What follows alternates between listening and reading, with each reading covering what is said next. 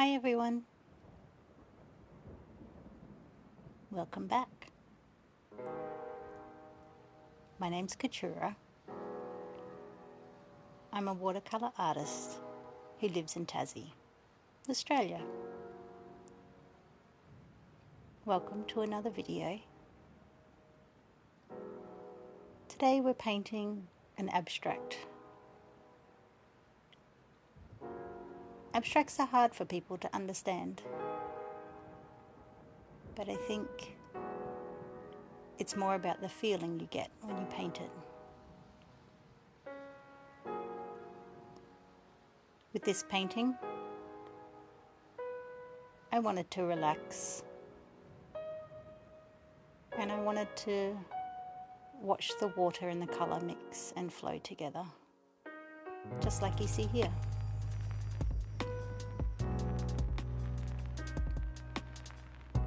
So the colours I'm using today are Permanent Rose by Winsor & Newton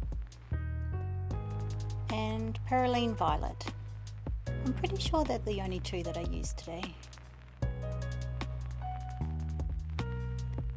I'm using a dagger brush from Rosemary & Co brushes.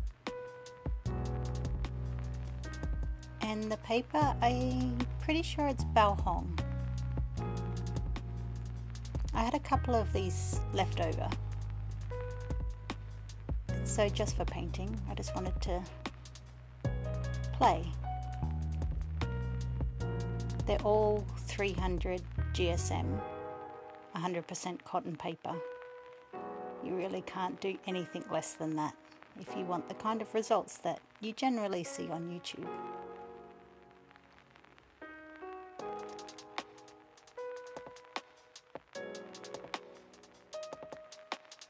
So you can see I put the first layer down really quite lightly with a lot of water, and then I put another darker colour through the middle.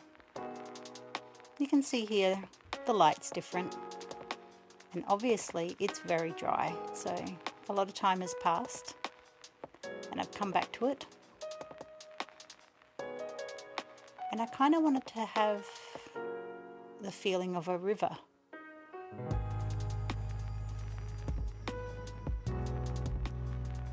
So what I'm doing now is I'm just layering up the colours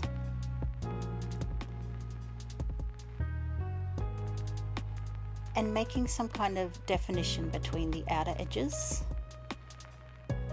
and the new colour that I've put on top. When I say new colour, it's fresh colour, it's not new. It's the same Perylene Violet that I used before. The secret with watercolour is just to play.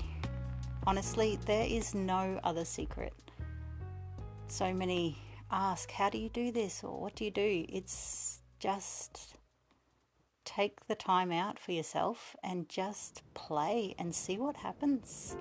That is the magic of watercolour, to be honest. Honestly, I never used to paint with watercolour. I've always been creative. I've always done things with paint. But I used to do acrylic paintings, huge. They were massive, never tiny.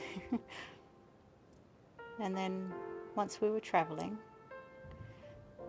it's really not practical to carry around a large canvas, so watercolour it is. It fits in a small tin.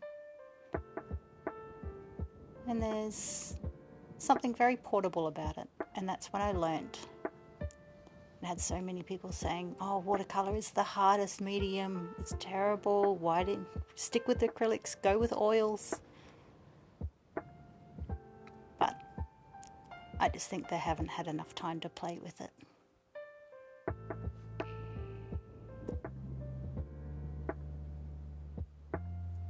So you can see here, it's just a process. It's relaxing, and it's teasing the colour into places you want it to go. Watercolour is not that hard in that it only ever goes where you put water, where there's moisture. All that colour is thousands and thousands of tiny pieces of pigment or powder. And that powder or pigment has to go somewhere. And if the paper is dry, like you can see here, whenever I lay down a line, that line it stays very sharp. That's because the pigment or the powder is only going where I put my brush. Whereas the layers before, you could see that that pigment or that powder spread out. That's because that's where I put the water. And it's learning that balance, learning that secret, that watercolor can only go as far as the boundaries you set for it. But the magic really happens is within those boundaries, and you kind of let go enough to let the powder or the pigment just do what it wants. Then you get these crazy patterns and you make heaps of mistakes. That is the best, because the mistakes end up being the things you love.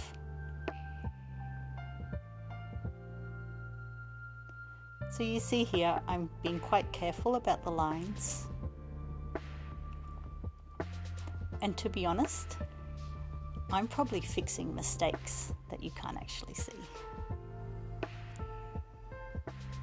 But that's part of the process and part of the fun.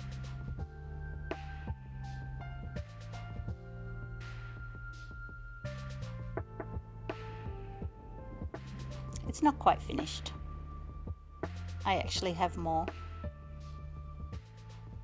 But, me being me, I forgot to film it. So, here's a photo instead. Once that was all dry, I got my gold watercolor paint.